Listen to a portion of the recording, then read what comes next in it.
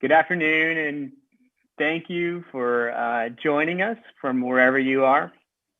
I'm Professor Billy Riggs, Professor of Management at the University of San Francisco, and this is Innovate for Good 2021, our 5th annual conference, celebrating social innovation and truly businesses and CEOs that are practicing and the practice and walking the walk of doing good while innovating in their own discipline.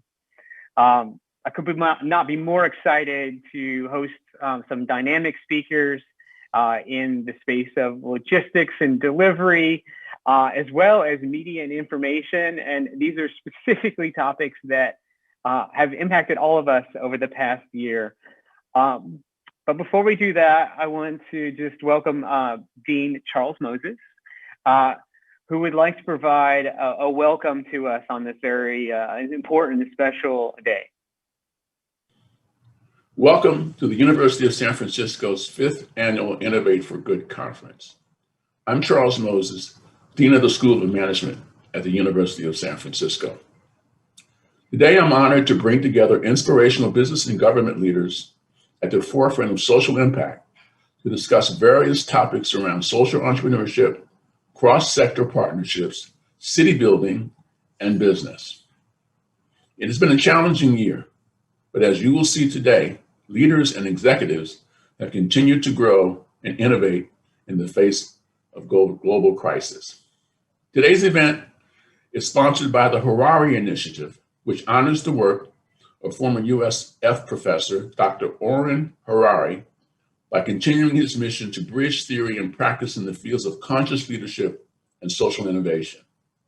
Professor Billy Riggs, the host of this event, continues to build on Dr. Harari's spirit and has assembled an amazing lineup of inspiring speakers. Thank you to our students, alumni, faculty, and staff, and friends in helping to drive these important conversations and for continuing to innovate in San Francisco and around the globe. I hope that each of you will be inspired to continue to change the world for good from wherever you are. And now we will hear from our host, Professor Billy Riggs. Thank you, Charles. I really appreciate it.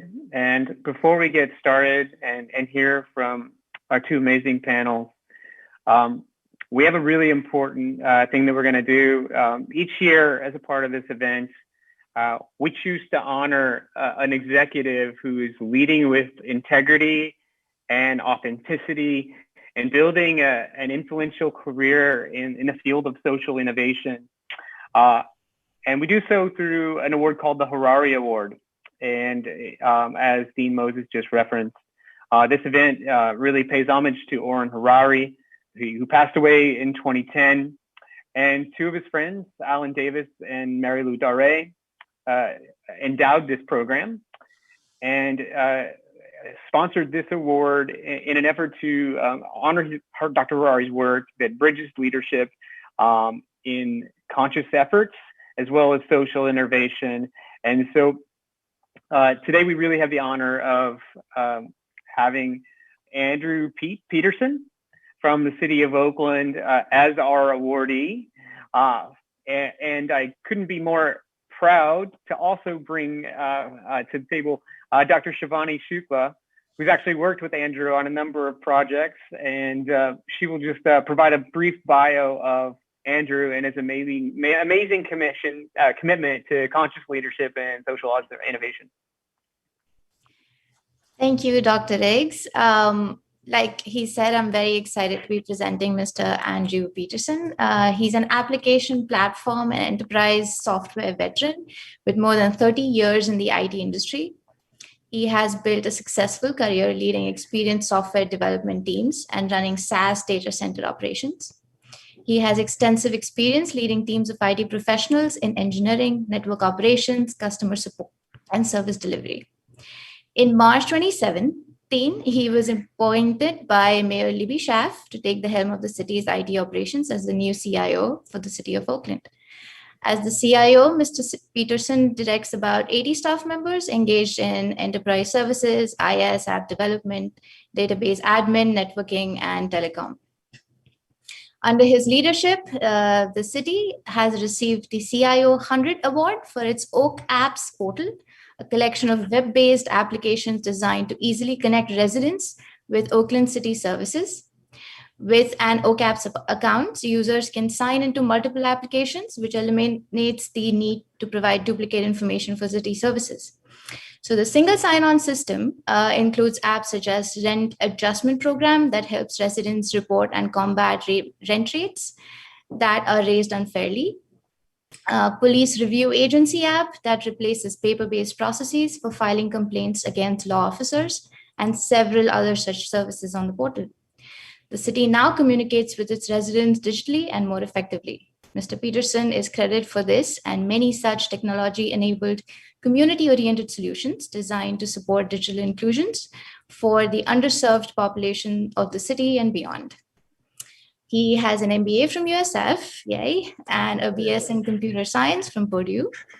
He has collaborated with a team of analytics and IS professors and a public admin professor at USF to conduct deep dives into the homeless population of the city, along with a large grant for the team to conduct to become data partners for the city's transformative climate communities project, aimed at the development of transportation, environmental, housing, and social infrastructure. He is a committed Oakland resident, and I'd like to now pass it over to Mr. Peterson for him to say a few words. Hi. When I was first informed I'd be receiving this award, I immediately questioned my worthiness, so much so that I compiled a list of some projects I thought might qualify me. Even Professor Riggs had to remind me of projects that USF and Oakland had collaborated on around homelessness and other things, and also other projects that we are about to begin. These issues of social justice, equity, diversity, inclusion, equality, and et cetera, are so monumental that in our efforts to right or correct them seem so inadequate. I realize that individual efforts are simply scratching the surface, but I do take solace in that our collective efforts are slowly starting to make a dent in this issue, in these problems. I want to thank USF for finding me worthy of this most prestigious award. I am so humbled and honored. I've received several awards in my career. However, this Harari Award is by far the most meaningful and satisfying, as it means that I've tried to help those less fortunate than myself, that I have tried to use the blessings God has bestowed upon me to try and help someone else. So again, thank you so much for this great honor.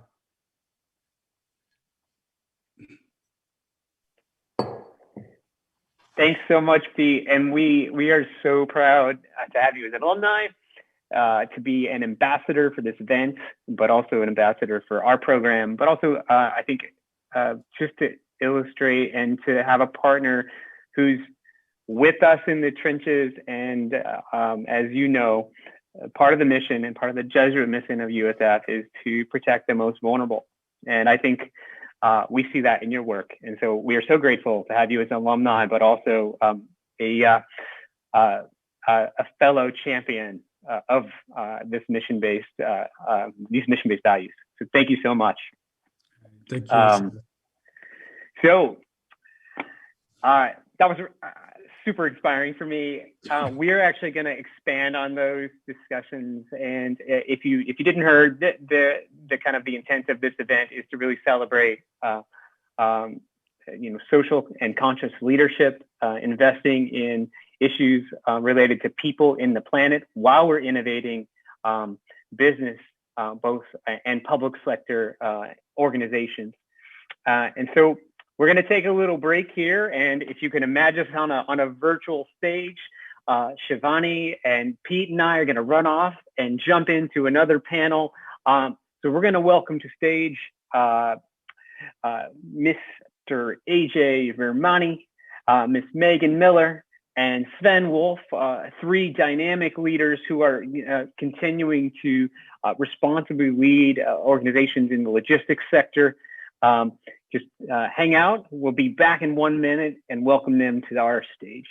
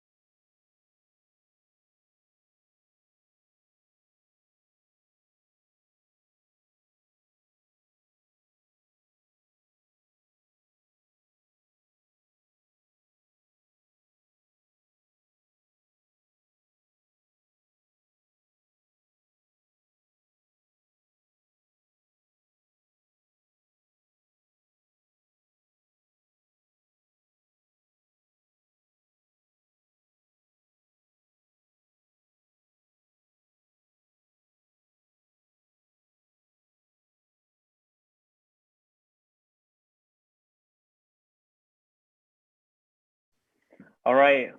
Welcome back. I hope everyone had a chance to get up and stretch their legs. It is an important thing that we need to remember in an era of on-screenness that we've entered into over the last year. But one of the things that really inspired this first panel is the way we've lived over the last years and how we've been served by the logistics and delivery sector. And so I'm welcoming now three amazing individuals. First, Megan Miller from ease.com, who's the Chief Operating Officer there. Thanks for being here, Megan. We also have AJ Vermani, CEO, esteemed CEO of Cargojet, and has had a long career both in the he was originally in, I believe, in the commercial airline section, and then actually went to ended up managing freight. So we'll give him a chance to talk a little more about that. So two interesting windows into goods delivery, and then Sven Wolf, who actually has been pivoting between goods and people. We're going to pronounce it now, Sven. It's a very, very Swedish company name. Sven and I have this joke: is it Boot or is it Boot? Or so we can maybe ideate on that a little more. But CEO of Boot, headquartered in Sweden. So a very multinational and multidisciplinary group that has really, I think, innovated their business models over the last year when we've dealt with some systematic challenges. So welcome, the three of you. I could not be more happy to have you here. Maybe just let me kick it off by maybe starting with you, Megan, just for a quick introduction of who you are, your company, and anything else you'd like us to know as we get started. Great. Thank you so much for having me. I'm excited to be here. As you said, I'm Megan Miller. I am currently the Chief Operating Officer at Ease. Ease is the largest cannabis delivery marketplace in the state of California. So we are growing quickly and look to be expanding out of California very quickly. So excited to be here and to talk about what we do. Thank you, Megan. Maybe AJ, if you want to, I would just love to hear a little about your background as well, and evolution as a professional, and anything else you'd like to tell us about yourself as well. Yeah, thank you, Billy and Charles, for having me on this program.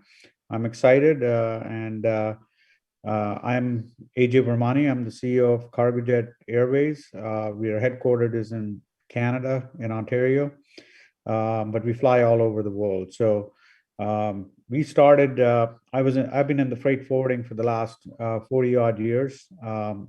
Logistics, freight, custom brokerage, warehousing, that kind of stuff.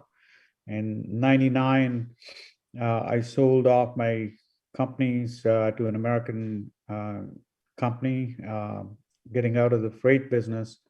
And once it gets in your blood, it never comes out. So I went back into it from a different angle this time, from the other side of the desk, rather than buying services from an airline. I thought I'll become an airline myself. And this was right after, just before 9/11, actually. So in July, I invested in a company called Canada 3000 Airlines, which was predominantly a holiday type of airline, but then they get into the scheduled stuff. And I invested some money with them, and I bought their cargo division. So they would own the passengers, I would own the bottom for the cargo. It was a great model. But in September, after 9/11, the passenger business crashed. So I was partners with a bankrupt company.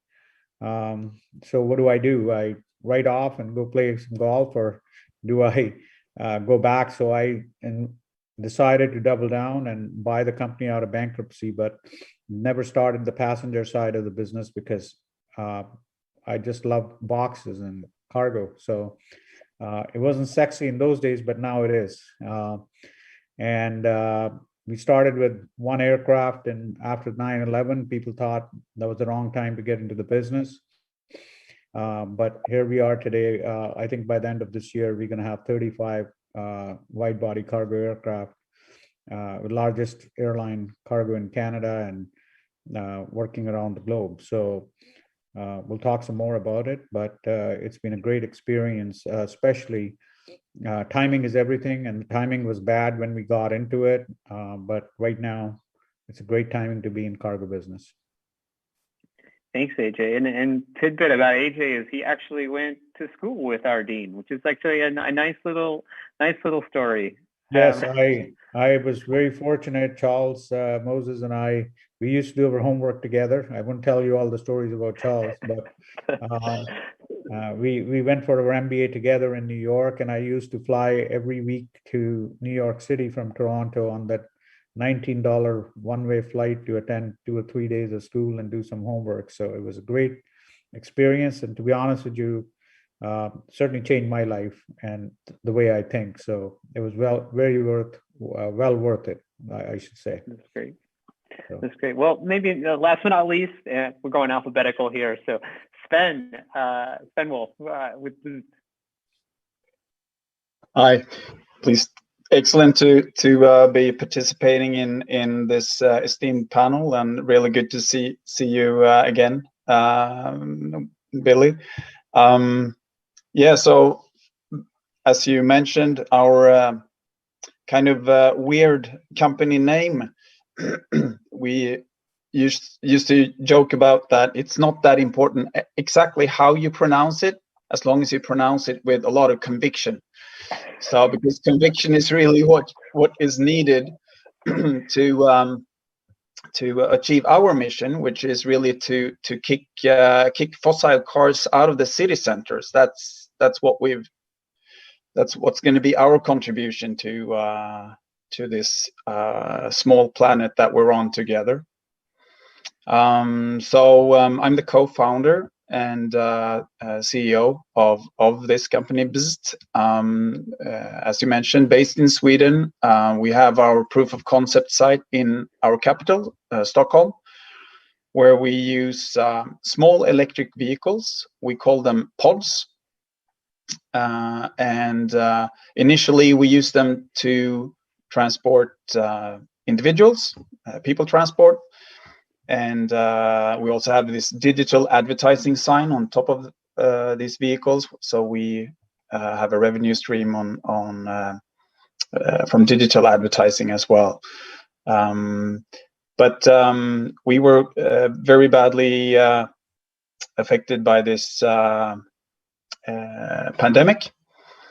So our company went into what you call a reconstruction, I think, in English, and we've struggled very hard to survive and pivot our business model, and I think we're going to be talking a little bit more about that eventually here. But also we fell in love with boxes, just like you, AJ, and that made it possible for us to leave this reconstruction, and now we're back in business again and growing very quickly instead. So that's really what we're doing, and I'm very looking forward to this discussion on this panel today. Yes, and it'd be important to emphasize for the audience too, is if you want to Google the Boost platform, it's a really interesting platform. Sven and I have known each other for 2 or 3 years, and it's really hard to conceptualize other than to call it a tuk-tuk, which is a micro taxi or a mini pod, but basically a micro electric tuk-tuk. And it reminds me of a lot of the natural gas vehicles you see in Delhi and in some places in India. But Google it, and actually if you Google Boost and Pokemon, there is a Pokemon version. So my kids are very aware; they want to ride in that one. But it illustrates the potential that Sven and his team had explored in terms of marketing and wrapping some of the vehicles with when Pokemon Detective Pikachu, I think, came out, and I believe you did a partnership with Oatly as well. But yeah, maybe it's since we've heard a little bit kind of about this kind of idea of rethinking and being obsessed with boxes. I'm interested in the cute bags right now.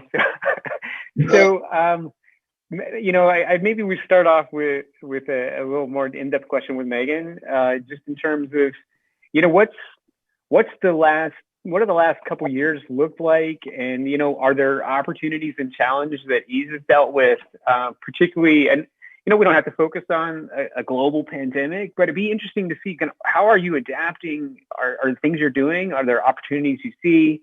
What do you think? Yeah, the pandemic has been very interesting for us. We were lucky enough to be cannabis was deemed an essential business during the pandemic. So we were immediately challenged with finding ways to operate safely. So obviously we have a network of local dispensaries and drivers that do deliveries to homes. And so we needed to find ways to make sure that we could continue providing our service during the pandemic, as it was deemed an essential business, but making sure that we were taking every single precaution possible to keep everyone safe, both our employees and our customers. So it's definitely one of the craziest experiences in my career, of having to sort of overnight invest in large quantities of PPE, find different ways to source that. We changed a number of our internal processes to make sure that we had safe operating environments at the dispensaries, and then kind of things that you wouldn't necessarily think of. In cannabis, we can't do touchless delivery because we cannot take the risk of delivering to children. So every delivery has to be made face to face. So we worked to lobby local regulators to allow us, typically we require a signature from a customer on a phone.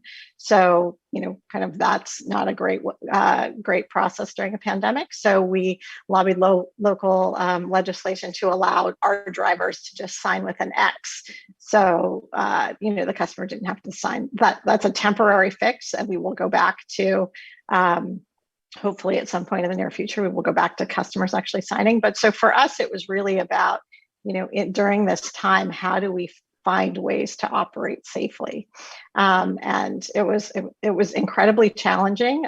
We definitely, had faced some situations where we had to shut down some of our dispensaries once we had a COVID breakout. So, we implemented testing processes, and, we've been able, for the most part, to maintain our prior service levels. So I'm incredibly proud of the work that the company has done, but I would be lying if I didn't say it was a very heavy lift. Well, I didn't know the essential service piece. That's actually, it's fascinating and very bold for California to take that approach, given some of the data we see coming out on medicinal as well as social cannabis. So, and maybe just one follow-up is, I'm curious, so does Ease own its own dispensaries, or does it operate as a broker or actual logistics company? Yeah, so it's actually a mix. We own some of our dispensaries, and with other dispensaries, we partner with the owners to run the operations ourselves. So it is a mix of both.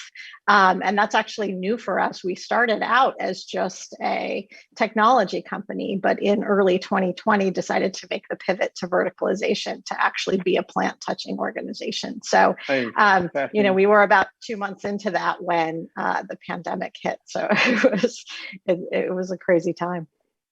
Wow, I'm learning. That's great. I want to jump to AJ just because you hit on something, and Sven, I definitely want to hear too, kind of, because I think you and Megan, your companies operate in this last mile or last segment. Maybe we can even say last 20 to 50 miles in the case of Megan, because I think that when you think about the dispensary location, it actually may be further than what you're talking about with city centers, Sven.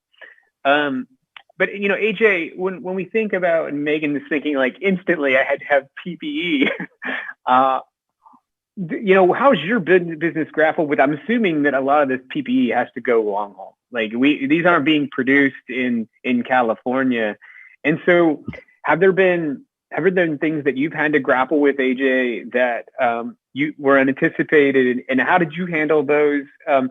and were they actually the product, or were they organizational and management issues in terms of scaling? I would love to hear your thoughts on that.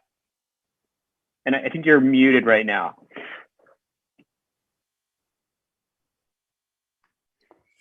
So, Billy, yes, March 13, 2020 was a date that everything came crashing. And that was when I was on March 5th, actually, I was in New York City. They only had 100 cases. We were very cautious in a restaurant we met, had our sanitizers out even at that time, and nobody thought in 1 week, everything is going to shut down in a big way.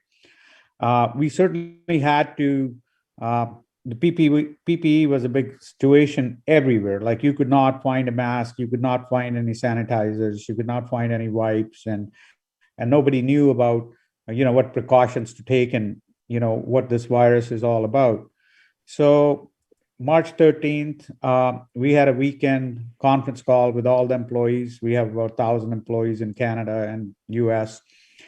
And the biggest issue was, how do we keep everybody safe? Number one, how do we bring in PPE for the country and the hospitals that were, I had a local hospital who called me. They said only 100 masks are left, and that's like 4 days of surgeries, and we don't have any N95 masks. So, our pilots, our maintenance people, our ground handling staff, everybody kind of, we had a big call. It spent about 2 to 3 hours. We had some medical advisors from Cleveland Clinic on the call, what to do, what not to do, and we immediately were summoned in, being the national airline in Canada for cargo, requested by the government for almost like a daily flight into China to get PPE. Unfortunately, the relationship between the two countries is not that great. And we were the last one to get permits. It took us about a week and a lot of pushing through diplomatic channels to get permits. We set up a base. Our pilots for the first week would fly directly from Vancouver into Shanghai. Unfortunately, the rules in Shanghai were very different. You had to go get a test, and then they locked you up for 15 hours in a hotel room, and with no keys, with just a little window that you will get a food in. Literally, you were in a 15-hour jail. After 15 hours, they'll open the door, and they'll either take you through a green bar on the floor or the red bar. And the red bar took you to isolation if you were testing positive. And the green bar, you get to go to your plane and get your load and get out of the country. So after about a week, we set up bases in Japan, so we could exchange crews there, and so the people didn't have to stay in Shanghai. So it was we were almost like in a war. The atmosphere was, we have to fight this out. We could not find any PPE for the staff. My house turned into a pretty well warehouse. I had people from all walks of life buying PPE. Although we are bringing in millions of masks by them, they were not ours. They were for the government and the hospitals. But we bought our own product. Later down the road, we were able to bring our own from China. We sourced them, and when there was space left on the flight, we would put it on. But first 3 months, we were buying at any price we could get, whether it was sanitizers, whether it was my whole garage, my whole front of the house was turned into a big warehouse supply. 24/7, there were people there supplying to, all the branches. And our biggest task was keeping our people healthy. We were not rationing anything. We would take a box of masks and sanitizer. If you want one sanitizer, you can take 3. Take one for your car, take one for your family. Because if your family's healthy, you're going to be healthy. So we spent, I think in the first 3 months, we spent over $5 million on PPE, which was a major expense for us. So it was a challenge. It was almost being in a war. You have to step up, which we did. We were bringing in, every week, we were bringing in about 7 flights, so about 1 million pounds of PPE from China, and gloves from some other countries like Turkey and all that stuff. It was an exercise that I will never forget in my life. It changed our lives forever. But the bottom line is the policies we adapted of free flowing of PPE to the staff, their families, have our own in-house testing nurse. We kept it safe, and I must say that I don't want to jinx it, but we never had an outbreak more than 1 or 2 people at a time. We kept everybody safe and never left a parcel behind. Especially, not only we had the PPE pressure, but we also had the pressure of e-commerce deliveries. And the e-commerce deliveries, just to give you an example, I mean, in Canada, the sales, the e-commerce sales compared to total retail was only 7 or 8%, which was about half of what it was in US. I think US was running about 15% prior to pandemic. So almost 100% of the sales now were all e-commerce. So you can imagine how much pressure we had, not only for people who were buying goods on just now all the goods were becoming more like necessities, like toothpaste, or toothbrushes and toilet paper. And if you could find some, everything was being shipped because people were not getting out of the house as the lockdown was pretty strict. So we went from like about 12 to 14 million pounds a week into 30 million pound territory in a week of moving product from Mexico, US, into the US. So, it was some hotspots in Germany, Cologne, we had flights to. So balancing all that stuff. And then we also have a big division that handles, seafood, for example, out of Halifax and Boston. We ship a lot of seafoods and that supply had to continue on. So, with perishables, daily needs, and PPE, we just managed. We managed it effectively. Everybody took it seriously, followed all the precautions, and we came out on the other end looking pretty good financially, and also fulfilling our social responsibility as well at the same time. Thanks, AJ. That's an amazing story, and I think too, it's to say, while I didn't want to make today about a COVID, maybe it can be a COVID catharsis, because I do think what the story you're telling in terms of looking in arrears really is one of growth and conquering this global pandemic. And so I think that's acknowledge that, but also acknowledging that it did change our lives, and whether or not it'll be for the next 100 years, we don't know. I imagine it's probably we will continue to see an evolution. But I think just acknowledge and just to acknowledge where we're going with the next panel is, man, I watched a lot of TV last year. Yeah. So, so we will talk a little bit about news and information too. So, AJ, you want to chime in? Go ahead. Yeah, one of the things, the challenges we faced was that 50% of the cargo worldwide moves on passengers' flights in their bellies. And with no passenger flights, everybody was looking for a plane. We had 30 planes operational, and if I had another 30, they would still be full. So there was an additional pressure because there was no lift for cargo on passenger flights domestically or internationally.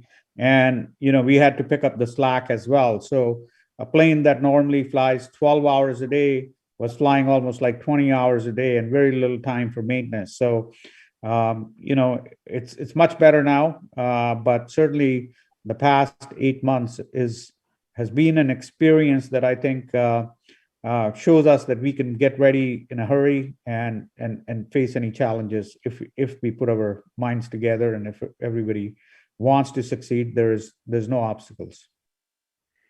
Yeah. So Sven, what do you think? It sounds like there needs to be some, from Megan's example and AJ, some vertical alignment opportunity. Going from owning their dispensary to making PPE. But maybe you can just provide us with you've got an interesting story because you also dealt with some challenges, and now even as of today are announcing that you're coming out of this. I think you've changed your model a little bit. Maybe just talk to us about your evolution over the last couple of years. Indeed, sure. No, I'd be happy to. So first of all, very inspiring to hear how you took on these challenges, AJ. So in Stockholm, where we're operational at the moment, we had in the month of March, during a 2-week period, we could see our transport revenues from people transport being reduced to only 20%. And our advertising revenues, they went down to 0. So of course, this was very dramatic for us. And just like you mentioned before, it happened very, very quickly. So I had 3 board meetings in 3 days, and we were very close in shutting the company down. We did not see any quick fix, but then actually we heard someone knocking on the door. But sure, you also had a drop in ridership, and you had no marketing at the same time, right? So I don't know if you mentioned that, but the marketing revenue also just went away. Exactly. Both those revenue streams was slashed down to approximately 20% on a monthly basis. So so we although we sanitized all of the vehicles and so on, the fact was that people were sitting at home. So what we did was that we heard someone knocking on the door, and it was restaurants primarily asking us to help them with home delivery of the meals. So we applied for this company reconstruction. We were approved, and then we just with full force changed this the business model to allow for home delivery and instant delivery of both meals as well as e-commerce packages, and that's been a very successful change of strategy. So it was really tough also for us. It's quite a different business, but we can see some really interesting synergies between people transport and the transport of parcels and food in the city centers. So that's really where we're putting our effort now, to optimize these flows within the city centers, and we can see some really nice benefits coming out of that, also from a society point of view. Maybe let's stay on that topic, and this is open to any of you, but looking at societal benefits, and I think I mentioned environmental benefit, but I think most of you could easily answer or come up with some fake answer that you'd give me about how you're addressing climate change and reducing emissions. Let's skip over that and let's talk about a more thorny issue. Let's talk about people, because all of you have people working for you, and Megan, as you know, in California, labor in the gig economy has been a big deal over the last year, and so I'd love to hear from all 3 of you just kind of how you're dealing with, and we heard a little bit from you, AJ, about how you're caring for your people, particularly, but in the delivery economy, gig economy, last mile, it's a little different. And so we'd love to hear a little bit. And Megan, Sven, whoever wants to go first. I know, Sven, you've had to really change your model in terms of moving from one model of labor to another. So would love to hear a little bit about kind of this issue of how do you preserve your talent pool? But also get your labor, and how do you value human dignity right now when the economy is really changing, right? Like the idea of this delivery job is much different than it was 10 years ago. So Megan, Sven, I don't know who wants to jump in first. We can be a little organic.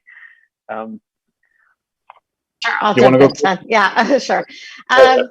So I think that's a really interesting question.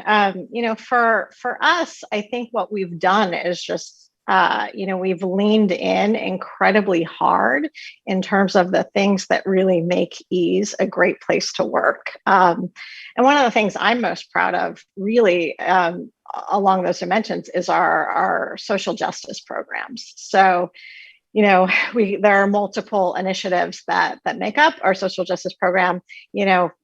First and foremost, we created a social equity menu on our platform such that we can highlight social equity licensees, and we give them, favorable terms and spotlight them on the menu, which is great.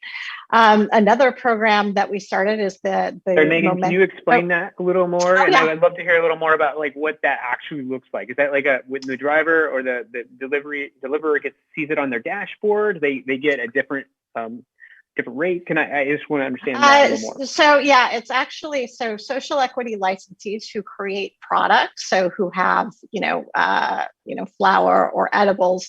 We have created a separate place on the menu to highlight social equity products specifically. So not pertaining to the drivers necessarily, but brands that have received social equity licenses, to make sure that we are highlighting them on the menu. And then, as I was going to say, another part of the program is the Momentum Business Accelerator. So we have found, this is the second year, we have granted $50,000 to about 10 different social equity licensees in the cannabis space. And it's basically a 12-week business development program that we put them through. So, we grant $50,000 and then we put them through a 12-week course that is, focused on things like marketing and branding, things like compliance and legal, public relations, investor relations. How do you give an investor pitch? So we do a 12-week course.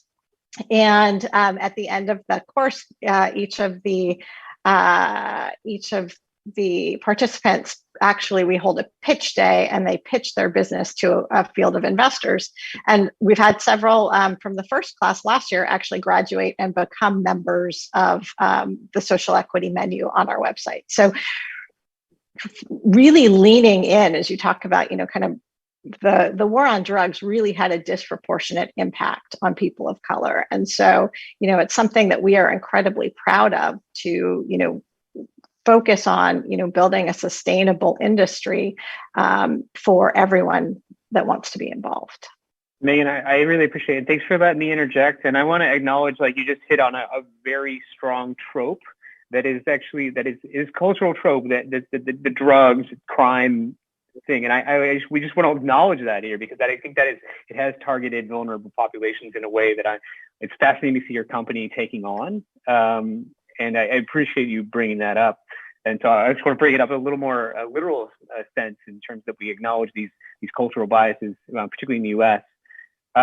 Maybe Sven, I don't know if you want to talk about your approach. I know you've had this evolution in terms of specifically how your employees and Megan, I'm glad you didn't say anything you didn't have to, but in terms of whether or not they actually are employees or contractors, and that's a big deal in California. We won't get into that here. I can nerd out with anybody on the line later about kind of the legalities and such like that, as I'm sure can Megan, but she's not going to do that publicly. So, Sven.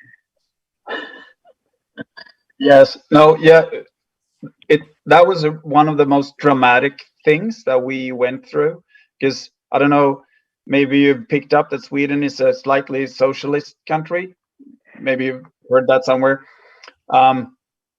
And that means that having an agreement with the union that's the standard approach to do things.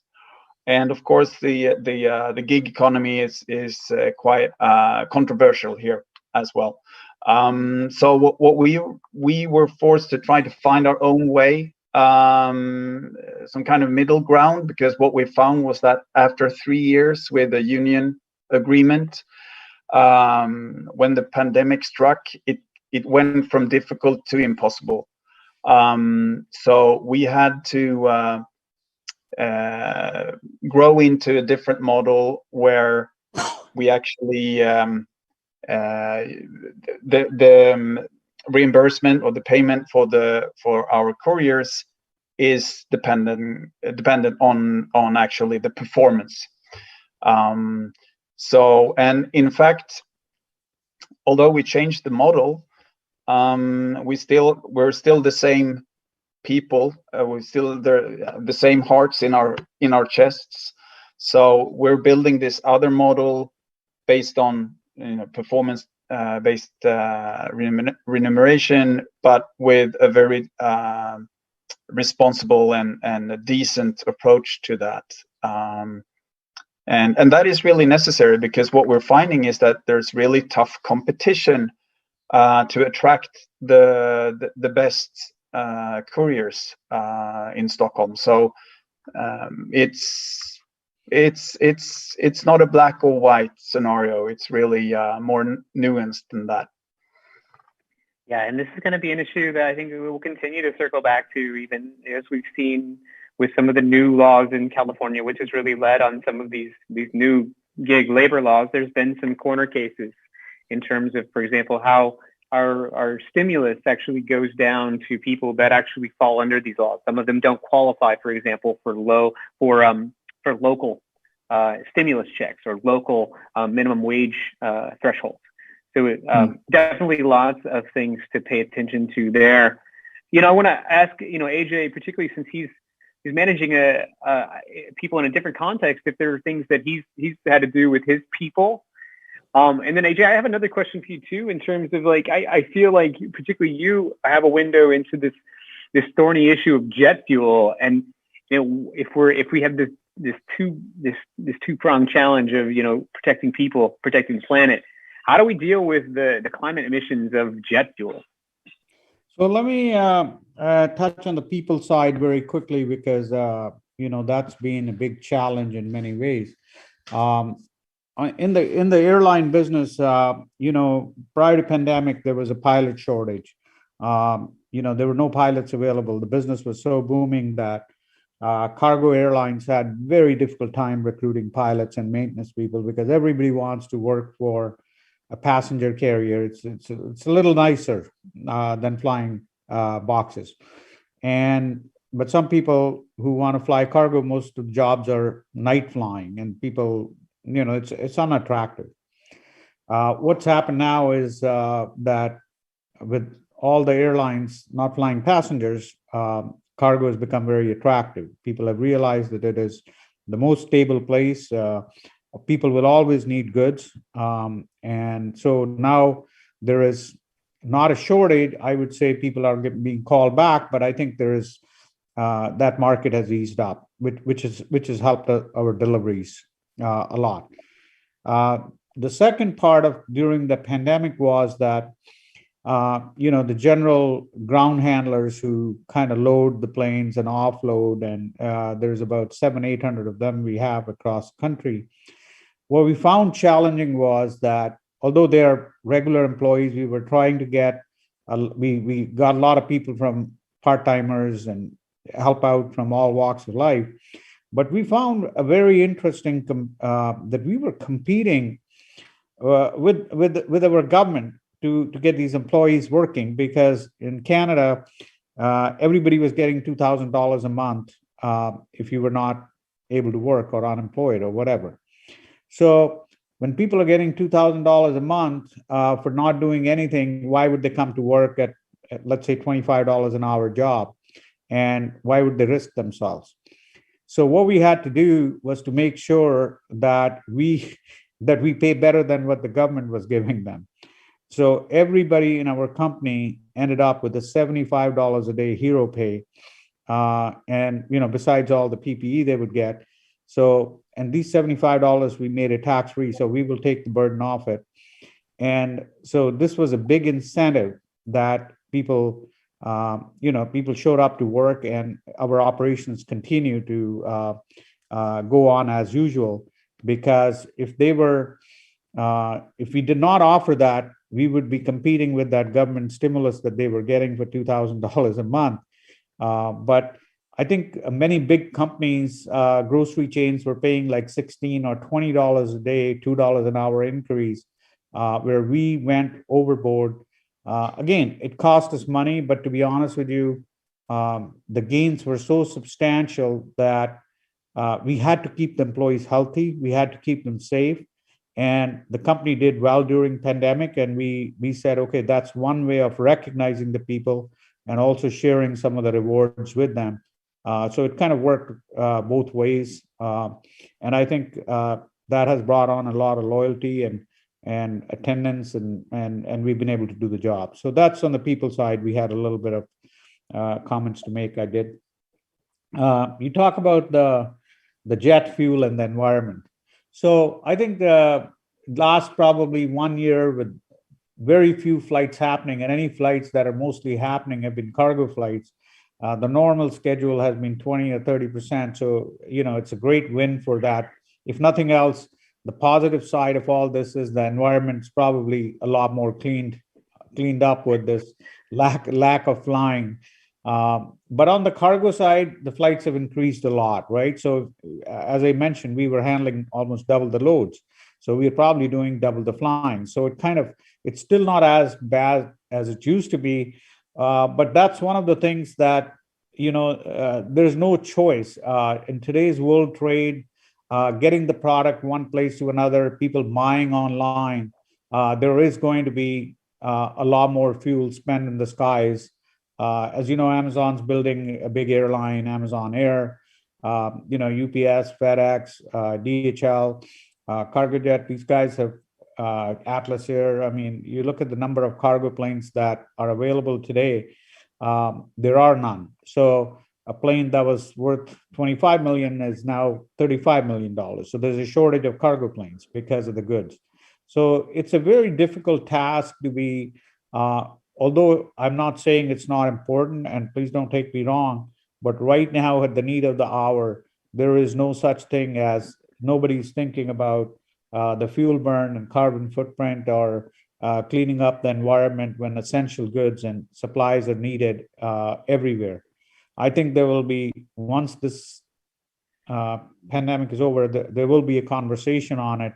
But right now, I don't think anybody's even thinking about getting into the environmental issue when it comes to flying planes. So, yeah, some unique challenges there for sure.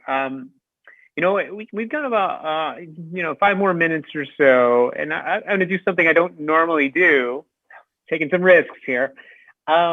Firstly, I just want to ask Megan a question. We have a question from the audience about just kind of if you could share, what percent of sales the social equity program is driving. But, as you're answering that, for all three of you, I think it'd be really interesting to see if you have any questions for each other. And I've actually never done this before, huge experiment.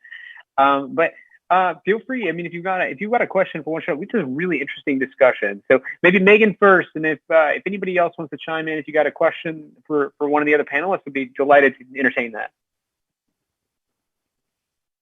Yeah, in terms of our social equity menu, I'm not trying to speak to the absolute percentage, but since we launched the menu in 2019, we have sold over $6.2 million worth of product from our social equity licensees. So it's exciting. It's money directly into their pockets. So we're quite proud of that. That's great. And I just thank you for sharing that. I appreciate you sharing that. Any questions for, have we jogged any questions for each other? Definitely. And I can definitely see some potential questions you might want to ask each other offline. But, maybe let's just leave it at this. I think one thing that's really interesting about sitting in an academic role and being a professor who gets to host these kinds of events and moderate super smart individuals is that I get to learn, but I also get to facilitate the learning of others. And I think maybe as we bring kind of this session to a close, one of the things that would be helpful for me to hear from each of you would be, typically what you have done to kind of what conscious leadership in general means to you, and if you have any lessons for the future leaders and managers in your industry or others. And I know, Megan, you've worked across many different sectors. Sven, as have you, and AJ, you've been in one sector for a long, long time. Are there lessons that you might share with our students as well as our alumni that could help them in their own journeys? All right, we'll let Megan go first. Sure.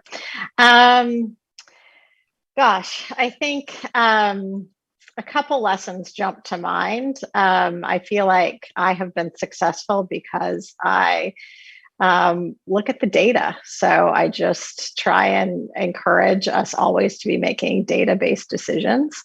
And, not that there's not room for instinct and what your gut is saying, because that's definitely also important, but, really leveraging data to drive the decision-making in your organization is something that, I started my career out of business school at Amazon, and that was something that I learned there, and it has served me very well throughout my career.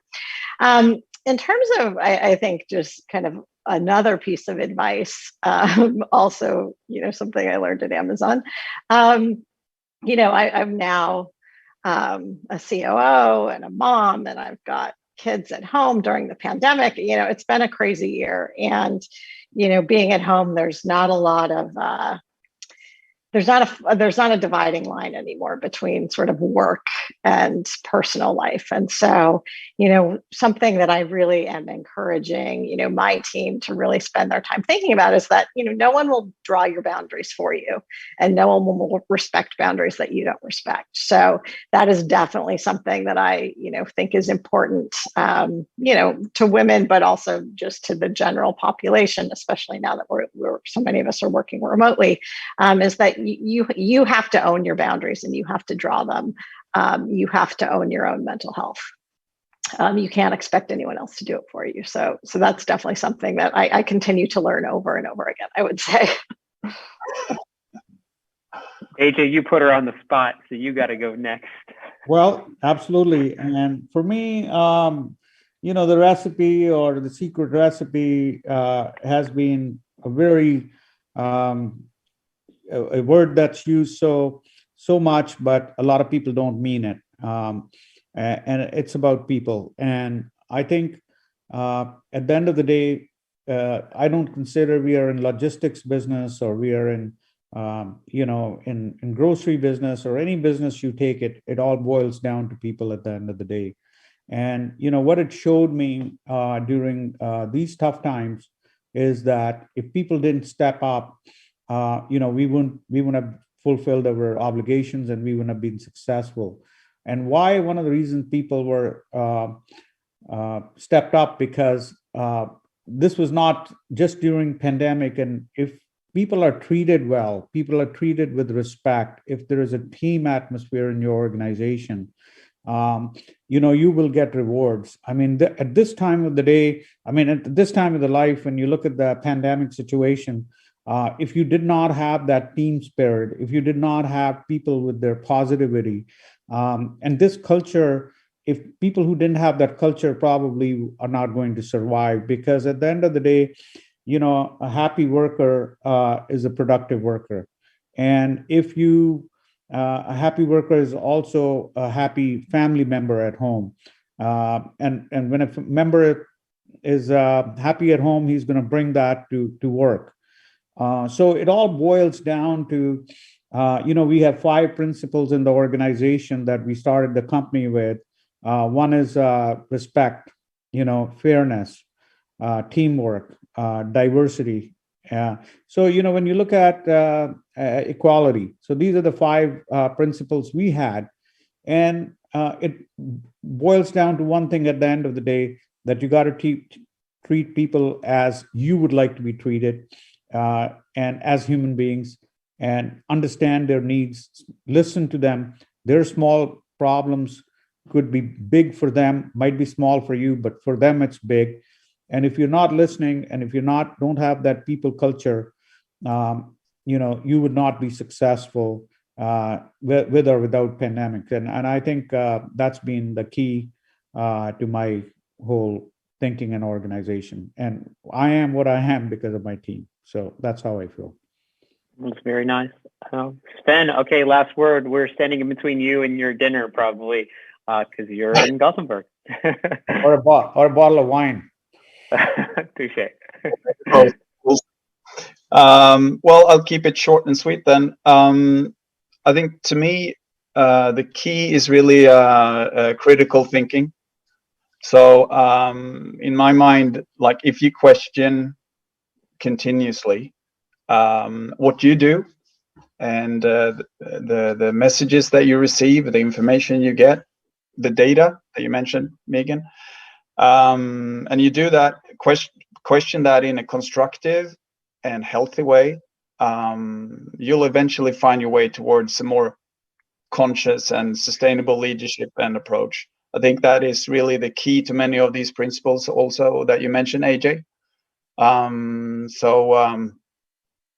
Keep your mind on its toes and think critically, and the rest will just follow on as a positive effect down the track, I think.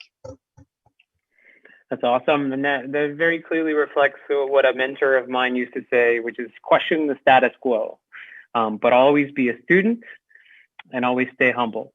So I wanted to just thank you three for being here. We're going to let you go and either enjoy your dinner, enjoy your evening, or finish your workday. But again, thanks for such a rich discussion. Really appreciate having you here. Everyone else, we're going to follow Megan's advice and we're going to take care of ourselves.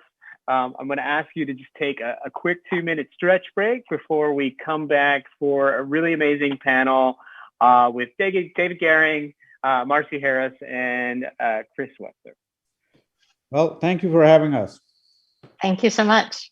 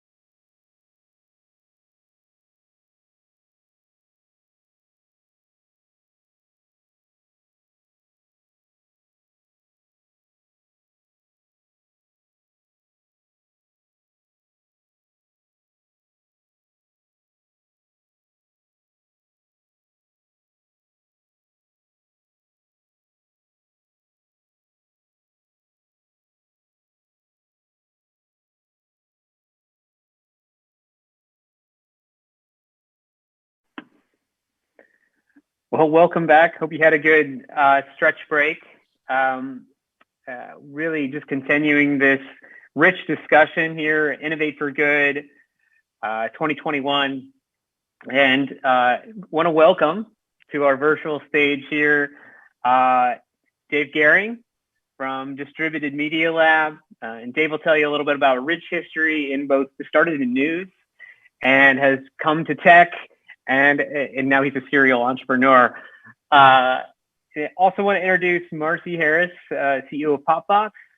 And Marcy balances this trend between media, information, and governance, and really has a rich background in that space. I also have a JD, I believe.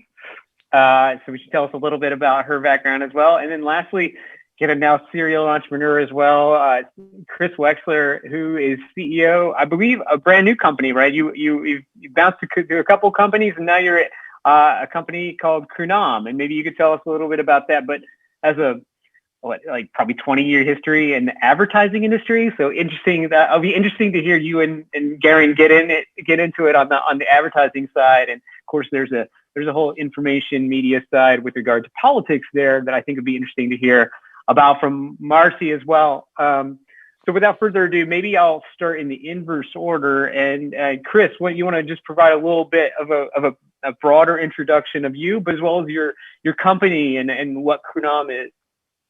Sure. Yeah, I'm the CEO of Krunam, KRUNAM, just so you understand the spelling.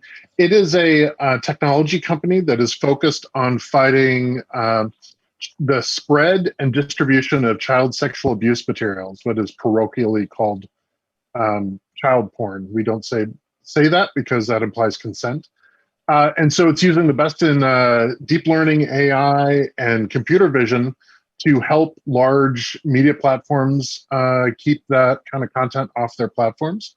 And because that's where a large amount of the distribution is happening right now. In fact, last year alone, there was about 70 million incidents of CSAM detected on these platforms. And right now it's being, sadly, A, it's there, and B, the humans are the ones that have to actually weed through everything and find it. And so not only is it damaging to the survivors of the abuse, but to the actual content moderators. And so using technology for what it does best, which is emotionally draining, repetitive work. And so we're excited to do that. My background is really unique. I was a Wall Street analyst for 5 years. I'd like to say I had the aptitude, but not the attitude. And then moved, produced theater for a little bit because, what do you do after Wall Street? And then I was lucky enough to get into marketing technology on the advertiser side at the beginning of the digital boom, post bubble pop, so about 2001. So I've been involved in early stage digital for 20 years, innovating in that space. And so constantly evolving and changing and keeping on top of trends. Very happy to have my advocation of better society hooked up with my vocation. So it's been a good move. I ran a small vegan power bar company for a while before COVID caused us to no longer be powering America. But now back to technology is a good spot for me. I'm really excited. I need a vegan power bar right about now, but instead I will toss to Marcy, who kind of has a different, I think, lens on this whole thing. So Marcy. You're really gonna make me go after theater and vegan power bar Wall Street combination. It's all right. Yeah, I'll be the straight-laced fool too. Right. So yes, I'm Marcy Harris. I'm CEO and co-founder of PopBox. We work in a space that is not known for innovation, which is primarily with the U.S. Congress. It's a platform for civic engagement and for governing tools. And it's been really interesting to work with Congress over the past year during the pandemic, just because the institution itself was a bit slow to adapt, but also because it's a relationship arena. So to take so many things that normally happen in face-to-face meetings, and even just the kinds of things that get discussed walking by each other in a hallway online has been really interesting. So I'm kind of predisposed to jump at the chance to respond to a disaster. My background in public service came when my town got hit by a tornado. So I always say my first startup was a town. I was running the mayor's campaign at that time, and he put me in charge of the recovery. This was the town of Jackson, Tennessee, and I saw how much really comes out of people pulling together when status quo is not an option. So it was very natural for us at PopBox to kind of jump into the mode of helping Congress respond as the pandemic was kind of coming as we saw it coming. And then more recently, we've pulled together a lot of organizations to respond to what congressional staffers are continuing to go through in the wake of the January 6th attacks. So it's been quite a year for those who work in and around Congress and those who engage with them. So lots of innovation that wasn't necessarily by choice, but we're trying to help Congress think about how to take the lessons from this past year and incorporate it into a more, let's say, openness to change in the future. Yeah, thanks for bringing that up. And I maybe, Marcy, if we can come back to that, because I think too, we have two people that work on the media and the news side of that. And we've seen the connection between, mobilizing people for perhaps noxious or non-noxious use purposes over the last year. And so it would be interesting to see if we can come back to that topic. But before we, go further, Dave. Yeah, no, I think like Marcy, I used to think my career path was somewhat circuitous in an interesting way until just now. I'm realizing I've had a really straight career path, like very clear narrative, very linear, apparently.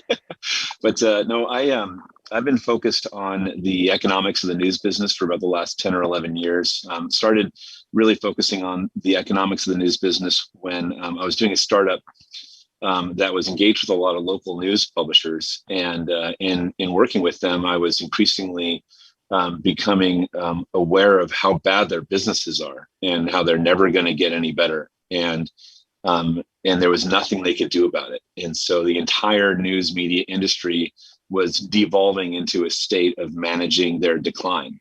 And that's just a really, really, really sad place to be.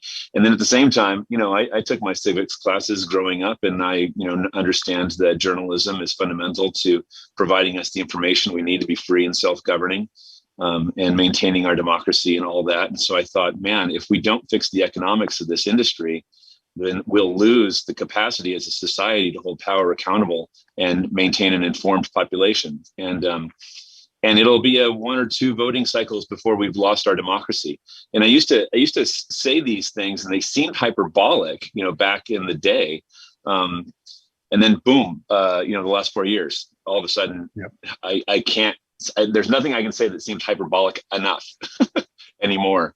And I feel really bad for the screenwriters in Hollywood. Like, what in the world are they going to actually write that is, a crazy story about politics anymore? But so I focused on the economics of the news industry while at Google and YouTube, when a lot of my colleagues at Google and YouTube that were all kind of similarly well-intentioned and interested in trying to figure out how to save the news business in the web as a medium, they're more focused on how to tell the story in digital platforms.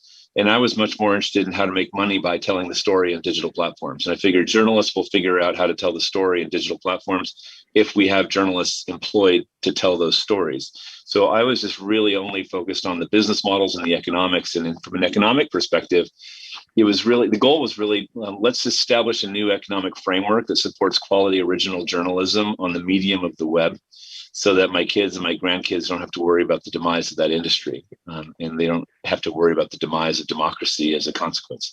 And so the last 10 years has been kind of a series of things that I've been working on that were all a function of a broader strategy towards creating some new technologies to add to the way the web works, that would then support new business models that would allow for media companies to actually have business models that were more native to the decentralized architecture of the web. It was really, I think my focus was really on realizing that 30 years ago when Tim Berners-Lee launched the web, he launched a decentralized architecture as a network that was designed to propagate information across the nodes. It wasn't actually designed to aggregate audience to individual domains. It was supposed to do the opposite of that. And but for the last 20 years, media companies have been employing business models that require you aggregate audience to particular domains. And so in doing so, they've been trying to impose a traditional media business model on a medium where they're literally trying to swim against the natural current of the medium. And it wasn't just because they didn't understand how the web worked. It was because we didn't have the technologies to actually support media business models that were distributed in nature and by virtue of that more well-designed for the decentralized architecture of the medium. And so I was involved in launching an open source software project in 2014 and 2015 called the AMP project, which was the idea that, my idea for the AMP project was, let's just create a global web standard technology for content syndication so that ads, analytics, and paywalls can travel with content, be controlled by the originating publisher, but rendered on any domain. And so we launched that in 2015, and now it's about 30% of the web. And so that's been good. And then after that, I was at The Guardian. I had left Google and I was working at The Guardian to launch this project with a coalition of European media companies that had a lot of influence in the EU. And after that, after we launched that project, I started a company to just help publishers get onto this new AMP framework. It's like a little AMP converter technology. And just shy of our 2-year anniversary, we ended up selling that company to Google in 2017. And then I started Distributed Media Lab now as a content distribution platform that leverages AMPs as a syndication format now that they're ubiquitous. So the first step was like, how do I get the whole world to rebuild their website in a new web framework? And luckily, Google was willing to play a leadership role in that. And now that the whole world has, now I can actually leverage that new reality to create new business models that are based on a distributed design for a decentralized network. And so that's what Distributed Media Lab does. So we work with hundreds of local news publishers and lots and lots and lots of national and international news brands to distribute their content in a way that helps make more money for both the large publishers and the local publishers. And it's going pretty well. It's been a pretty crazy last couple of years. So Jen, just so everybody in the audience that may not be aware of, Dave, AMP stands for Accelerated Mobile Pages, correct?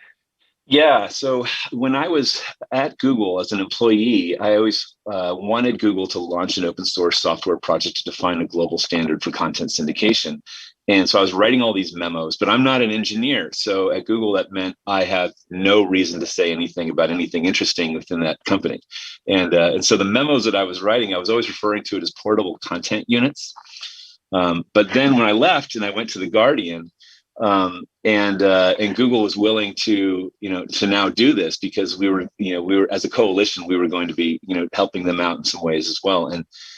And then Dave Besbris, who was a VP of engineering at Google, was assigned to the task. And he's like, well, if we're going to create a new web development framework, why don't we just do it in a way that makes pages load a lot faster? Because it just stinks to wait 22 seconds for like the Modesto B to load on my mobile phone browser, because he's this guy from Modesto, and and he works for Google, so he just wants to look at it on a browser, right? Not in an app. And so we like, yeah, that works. And then let's change the name, because then we started to build it, and like a 22-second average page load for a local news publisher website would load in 700 milliseconds using our new framework.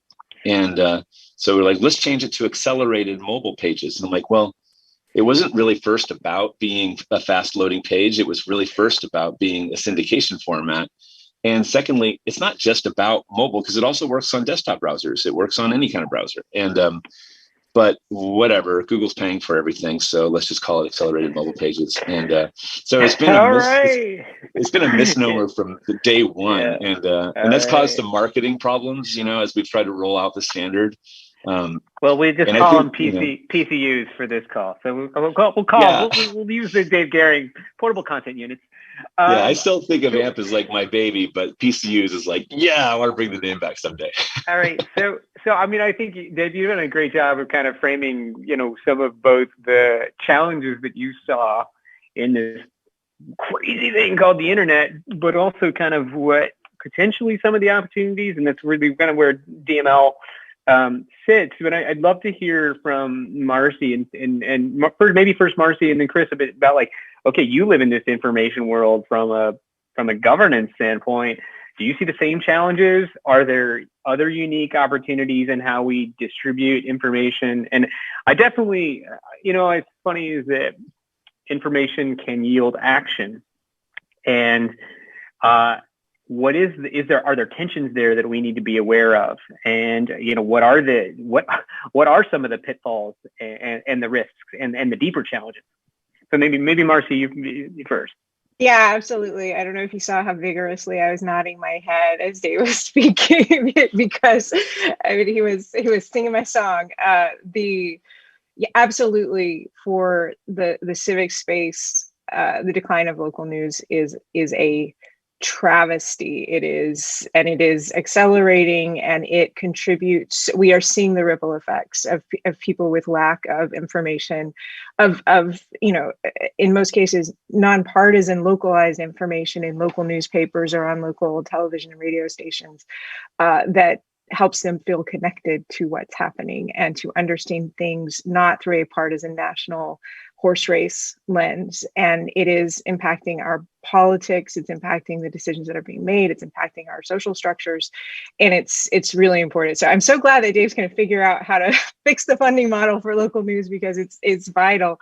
I kid, but it's so important. And I actually, one of the things I always bring up when given the opportunity is that there are models for funding and supporting the civic version of a technology that I think big tech hasn't done yet. There have been a lot of isolated kind of philanthropic efforts by certain big tech companies to fund the name of myself grant here or the name of myself grant there, but not a scalable approach to this. And the best example I can think about is C-SPAN. So, in the 70s, the cable companies were about to get really hammered because they didn't have the same restrictions as the broadcast companies. And they came together and instituted essentially a voluntary tax that they continue to administer to this day. A fee on every cable bill goes to fund this civic good that is C-SPAN that we all still use. And I think that there's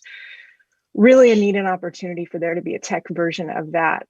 One other thing I want to point out that inspires me so much is, and David, I'm sure you're familiar with this, is a project that I think started in Chicago called City Bureau, or called Documenters from the City Bureau organization. It's almost like gig economy for covering your local public meetings. So they bring people in, they get trained to go and cover public meetings, and then they go and they watch the meeting and get paid. So it's almost like an Uber for a local reporter.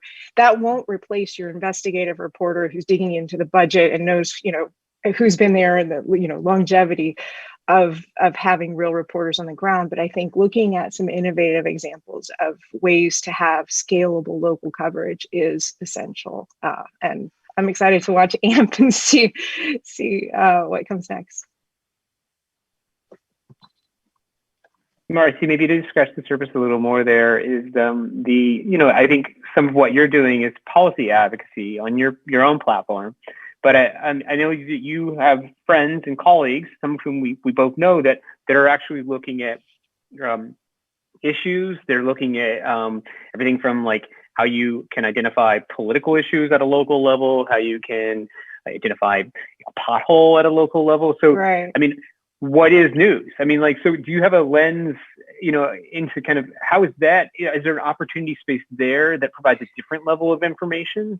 There's definitely opportunity. I think we're in like version 7 of the hype/idealism cycle of how tech is going to transform advocacy and public participation. And I think viewing this space with a lot more realism than there was in the past. And yes, there's some wonderful examples out there, as SeeClickFix and others, of how you report your pothole. But there are also some really kind of complex issues that come up with those kinds of participatory platforms, and who has access and who feels empowered.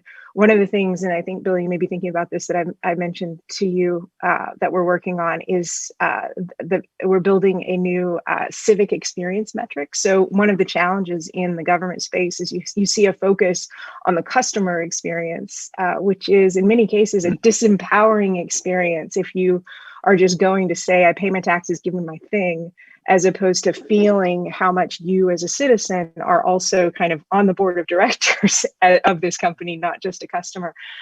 So, looking to measure not just if, when you engage with government, you get the thing you were looking for, but do you know who you're engaging with? If you didn't have a good experience, do you know who to talk to about that? Do you understand if you're engaging with the local or the state or the federal side of government? So yes, there are lots of ways to open the door for participation. I think it's going to be important, though, for it to not just be kind of the outside lobbying information into the government, but working more closely with either representatives or agencies or other entities to make sure that the door is open for participation and that it's a two-way conversation. Yeah, so I think we're really talking about a combination of companies almost that'll have to be in this iteration 7.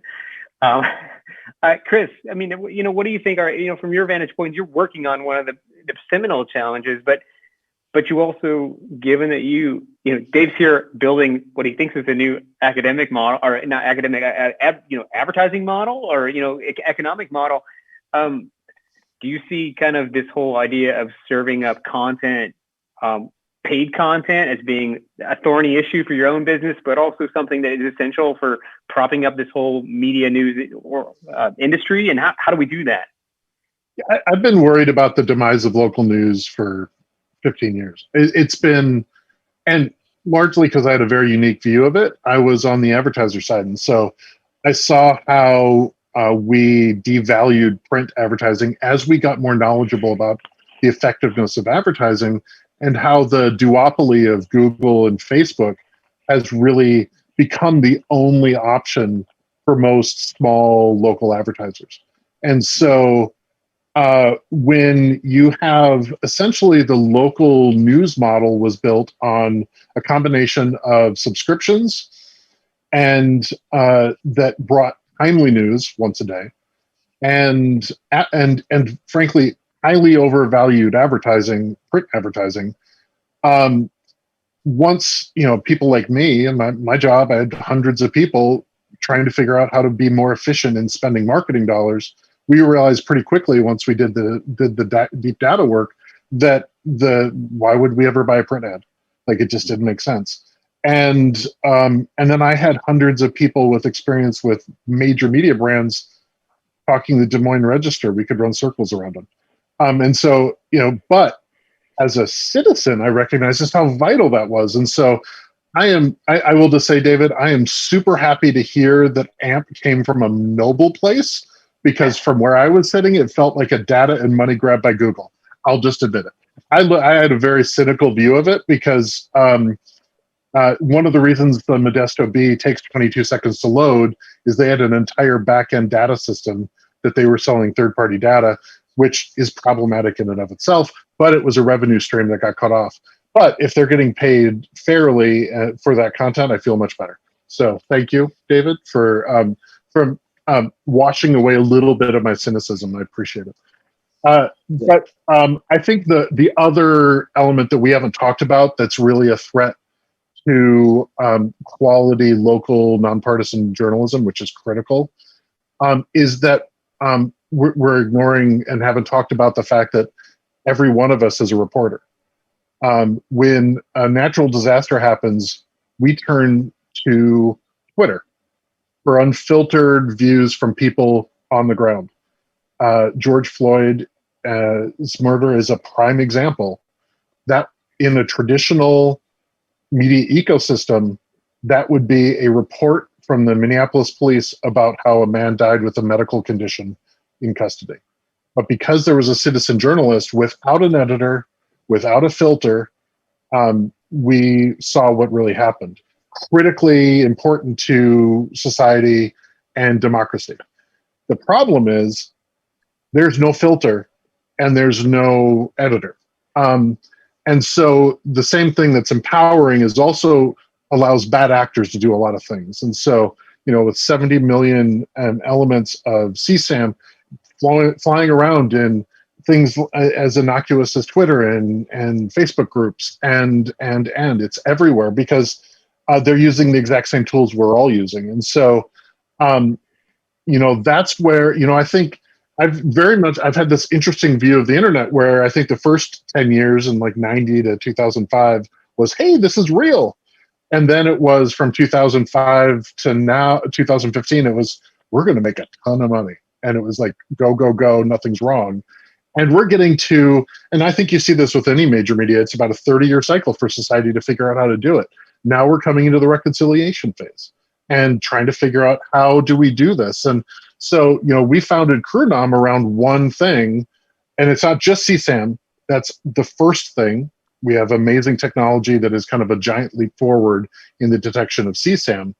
But it's really about taking free speech and helping the platforms that are now facilitating our one-to-one journalism. It's a misnomer, but social media, but which is really a version of journalism. How do we protect readers from harmful speech, from online harms? So we're starting with the most egregious with CSAM, but that could eventually evolve to extremism. That could evolve to fake news. That could evolve to all these other things.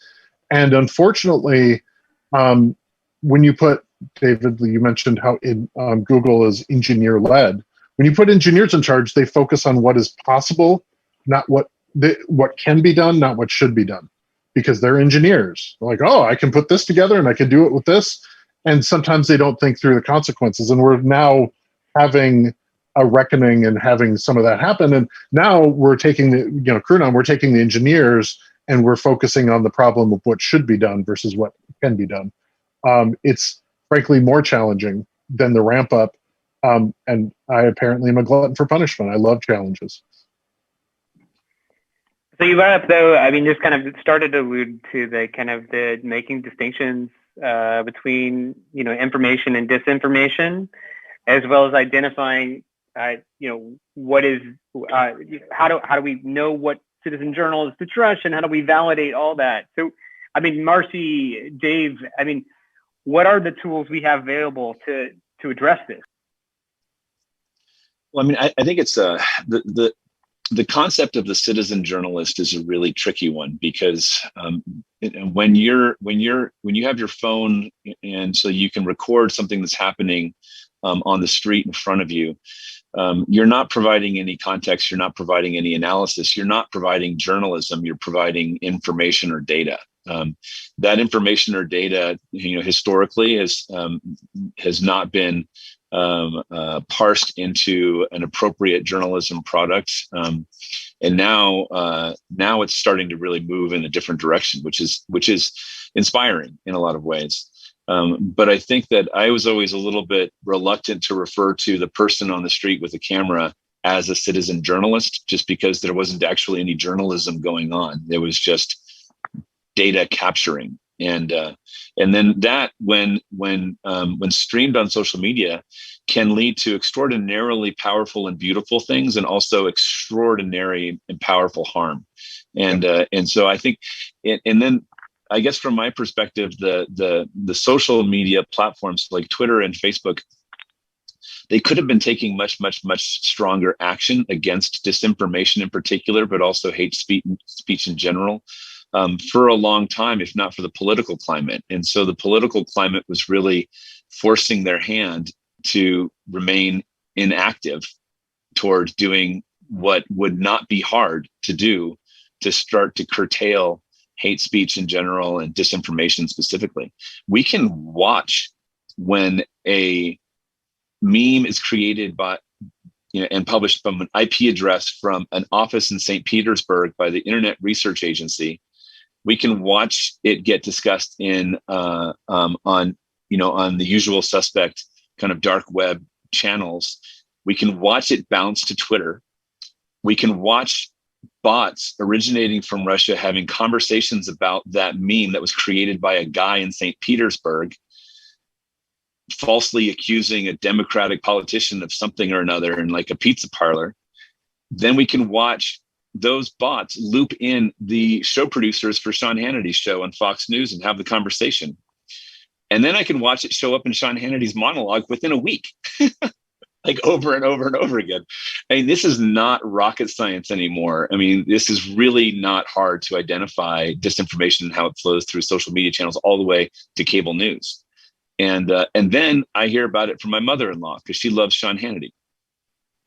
And I just pull my hair out. And then she sends me the email that she just got from, and I try and tell her, there's a guy in Russia who sent you this email because he knows you're going to forward it to everyone you know. And it's not true. And she's like, no, you're just totally influenced by the media. I mean, so it's this weird confluence of the political climate actually forcing the platforms to remain inactive towards addressing some of these issues. That is really, it's not a technical challenge. It's a societal or a cultural challenge. It's a political challenge before it's a technical challenge at scale.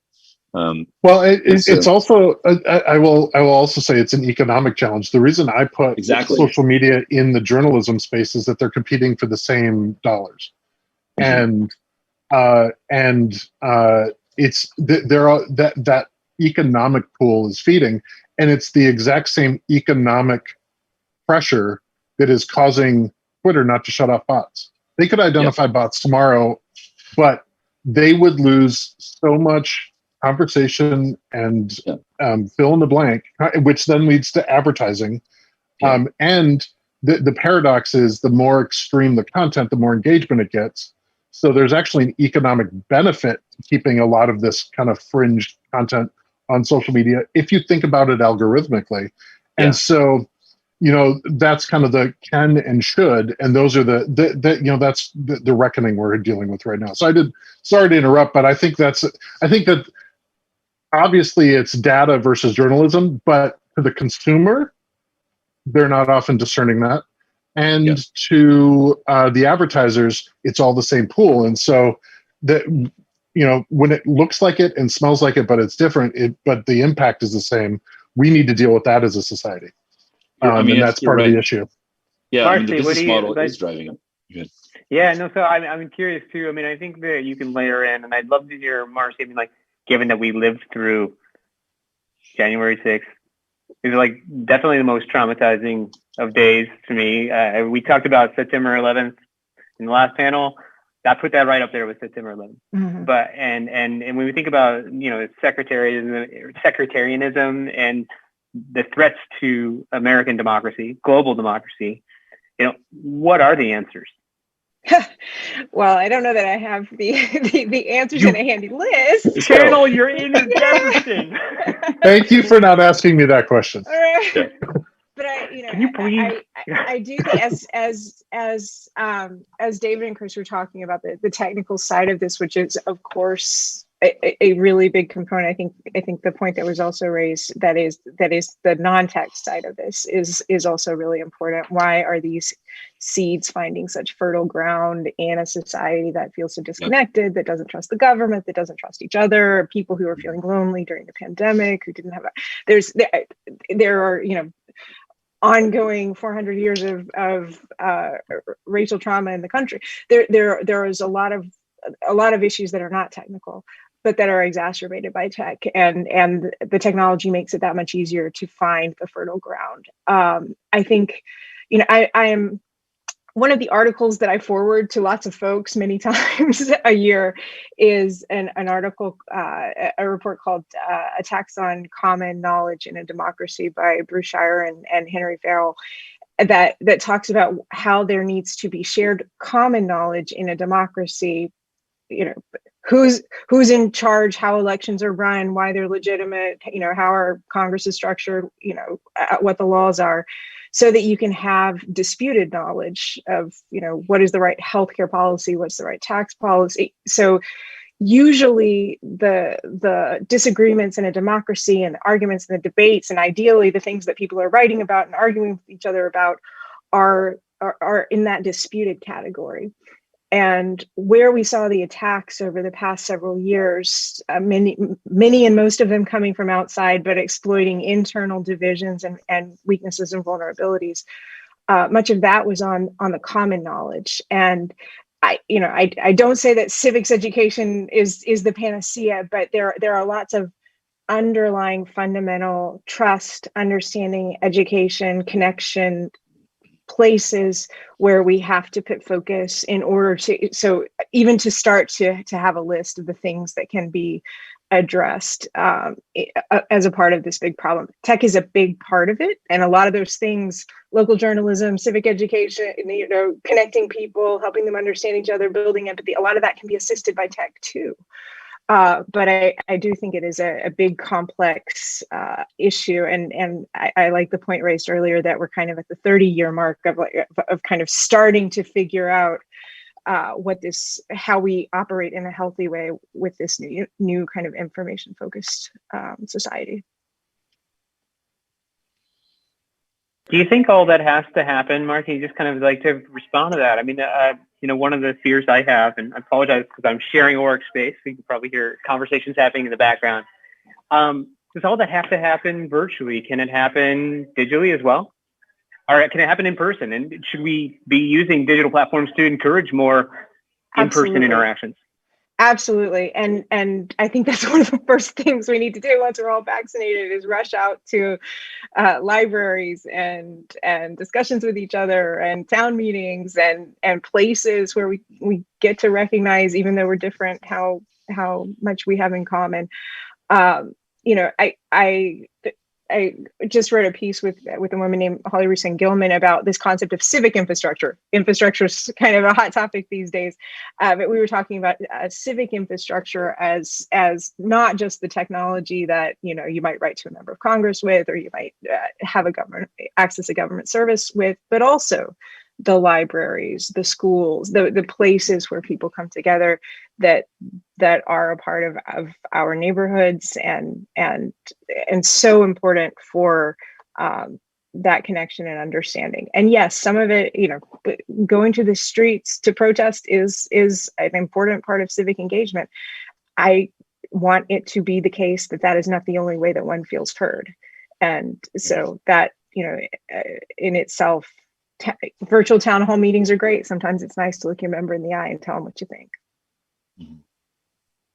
Yeah, I want to put a plug in there too. As a trained city planner and transportation engineer, some of the problem here too is maybe how we've organized space in our cities too. That we necessarily don't have that physical civic square anymore.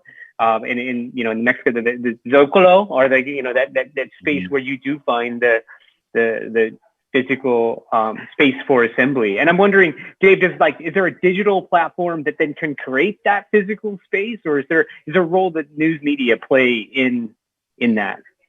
Before COVID, I was really excited about the burgeoning event business for local media. And it's not a big business. It's not an infinitely scalable kind of thing.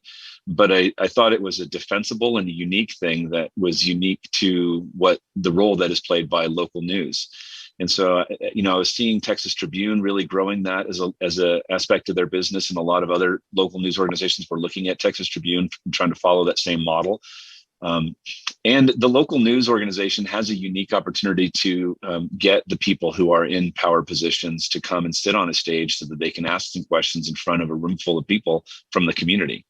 And then to sell sponsorships against it, as well as to sell tickets to it.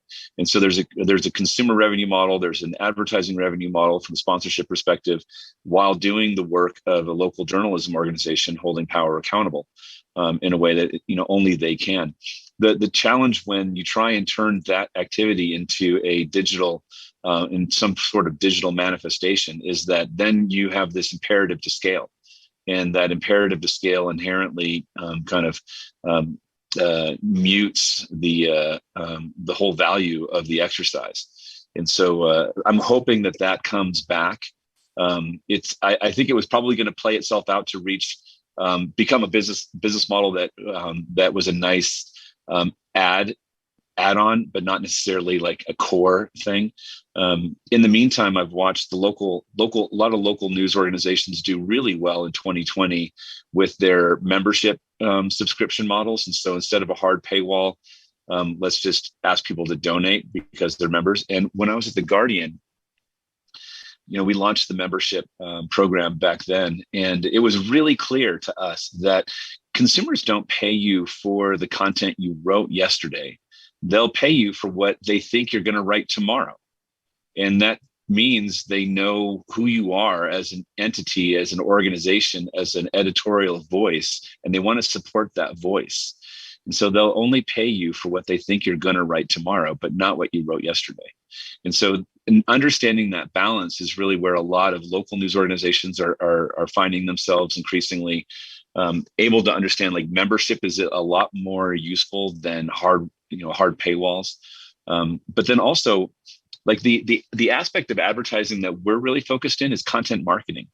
And the way it's working is we provide a collection of content from around the web using AMP, which is putting AMP URLs together in an embeddable AMP viewer experience. And then the local publisher actually goes and works with local businesses to create custom content that can be included in that consumer experience on their site. And this is another thing that local news organizations are in a unique position to do. And so Google and Facebook can't compete with this because it's an inherently analog activity, working with a local business to understand how that local business wants to be thought of by their local community, and then writing stuff to reflect those values. That's just something that local news organizations have the muscle memory to do, and it's an inherently unscalable thing. And so it's not something that Google or Facebook could even do, even if they wanted to. And it sells really well. Like, for these little collections that we're embedding on local news, they're selling them for $15 CPMs.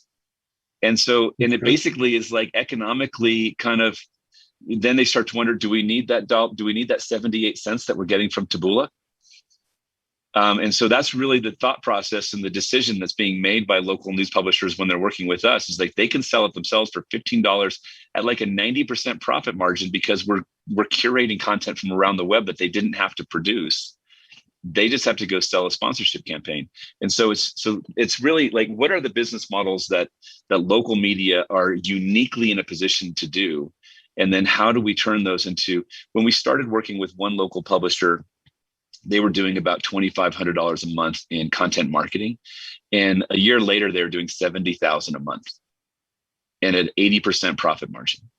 And so it funds their core. That pays the journalists to actually go do local news journalism, holding power accountable, because we can put an auto section on their site. We can put an environmental section on their site. We can put, all this that they don't have to do any work to create, but they can monetize because of their unique relationship and engagements in their community. So Chris and Marcy, we've talked a lot about disaggregating the local, but like these large behemoths ain't going away. Right. So how do we grapple with, and Chris, this is a little bit of like, thinking about your product, but also kind of, Marcy, when you flip what you're doing, like what is the future of these large platforms that are now perhaps even legally, because if you have an iPhone, we can't necessarily get that even like local data now based on security stuff. So what is the solution? Here, I was so happy you asked Marcy the question, and now you just asked me to solve big tech. Yeah. I was trying to be polite and like reframing it, so it didn't. But to be honest, it's I think what we all one of the things I always told people in the early days of digital marketing, because I'd have clients of mine come to me and go, tell me this magic of digital. I'm like, it's just humans on a computer. So you have to treat people like humans. And I think part of the issue is the way we as humans are wired. The digital world kind of hacks that a little bit. I think the study of behavioral science is really fascinating, economic behavioral science, because it kind of shows how things that have kept us alive for thousands of years are backfiring in the digital space. And because we're shifting from really an organization around geography, what's near you, to information, which is what's accessible to you. Now, and you even see that in kind of the big sort that people are talking about, where people are literally uprooting their lives and moving to different cities and towns and suburbs to be closer to people that are intellectually like them. And so that reorganization being powered by kind of connection is a human problem. And so it's not solely a fix for big tech. Obviously, they have a role in this, and part of that is, not only having a large focus on safety, like trust and safety, which is where we fall in, which is keeping their users safe, but also thinking about the impact of their algorithms. And it's hard because it's hard to determine what the impact of their algorithms are. But that's, I think, where the best and brightest minds are working right now. It's not just about, and I think you see it in how some of the best technology people are choosing jobs. Like, I don't know how many times I've heard, I don't want to just figure out how to make one more millicent on a page view.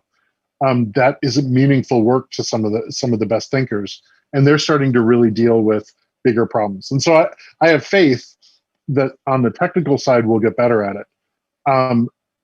But the broader issue is how humans behave, and I think we and this is not relative to either side of political leanings or anything. We have an empathy gap. And the way information is structured right now is exacerbating that. And I think it's, in the very specific world of CSAM, of child sexual abuse materials, it actually leads to the damage of kids, the misfiring of human brains. Because if you're a guy sitting in his basement in Kansas and doesn't know anybody else that likes this stuff, but all of a sudden finds a community of 1,000 people around the globe, it normalizes the behavior. It normalizes what he does. And it actually radicalizes, quote unquote, to action in damaging another child. And so that's why it's so critical to break that cycle in this one element. But it's because you're affirmed by people like you around you. And so I've been advocating to anyone who can listen that we need to add serendipity to the web. One of the brilliant things about having a physical newspaper is you read articles you'd never read because you just run into it. There is nothing in my digital life. I've actually had to engineer into my digital life serendipity. I put people into my feed, not because I like celebrity news, but because I'm like, I have to understand why people care about celebrity news. I put different voices into my Twitter feed that I would not select because I need to hear that. I have Fox News on my Google News, not because I agree with it, but because I want to understand it. And but even I, who have been talking about this for 15 years, it's a challenge. It's hard to do. I have to be really purposeful about it. And so, we talk about civics education. I hope that we move more systemically in education away from a topic and more towards systems of thinking, and empathy is one of the big ones. I think that's go ahead. Because, frankly, I go, oh, that person voted differently than me, they must be crazy. No, there's a real motivation behind that. And there's a real thing that matters to them. And when we can get past the policy thing or this or that and get down to the core of I'm scared of change. I'm not scared of change. And or whatever it is. I want a more authoritative government. I want a less authoritative government. These are fundamental questions. But when one party deals in untruth and the other party deals in minute policy, we're not talking empathetically about anybody, and that's I think part of the issue. Chris, thanks for that. And I think that kind of definitely leads us to where I wanted to go. And so I'll which is really just kind of these lessons for leadership, lessons for our audience in terms of some of the things that they can carry away. And I think what I heard also was empathetic leadership. And I love the serendipity theme, but I want to, I kind of, as we bring this segment to a close, what I wanted to maybe do is flip that question to Dave and then Marcy about we have Chris just dropped a knowledge bomb on this audience.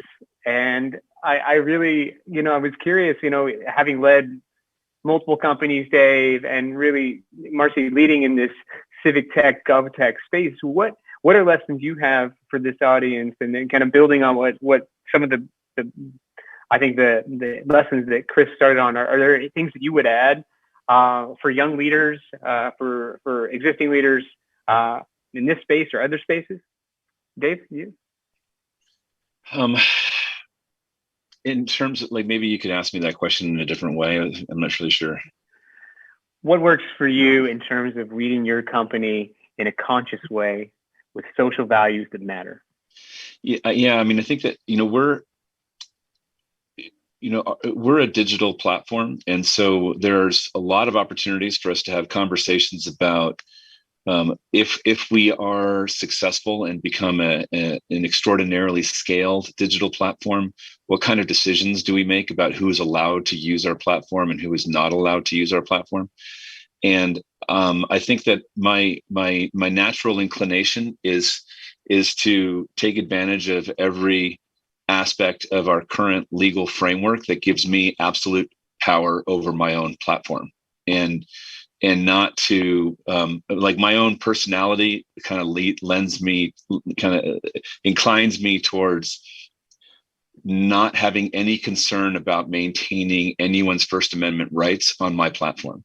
I feel like that's the government's job. If the government has some regulatory imposition on a private platform for the purpose of maintaining First Amendment rights, that's the government's job. But for me, I don't really see the need to have people using my platform that I don't like. And and so it's not a very nuanced policy, but I have the luxury of not needing to be very nuanced because we're just a startup. And so it'll get a lot more complicated when things get a lot bigger.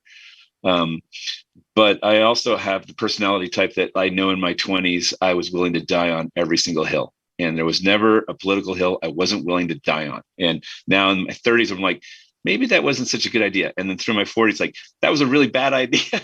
And now, this year I get to turn 50 and I'm like, okay, I still love that person that I know I am in my core, but I need to think more deeply about these things than I did back in the day.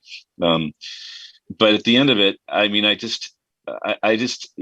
we're a private platform. If you're a private platform, it's the government's job to impose protections around constitutional rights, and it's not my job to do that. I think I sleep better at night if I just kick people off the platform that I don't like.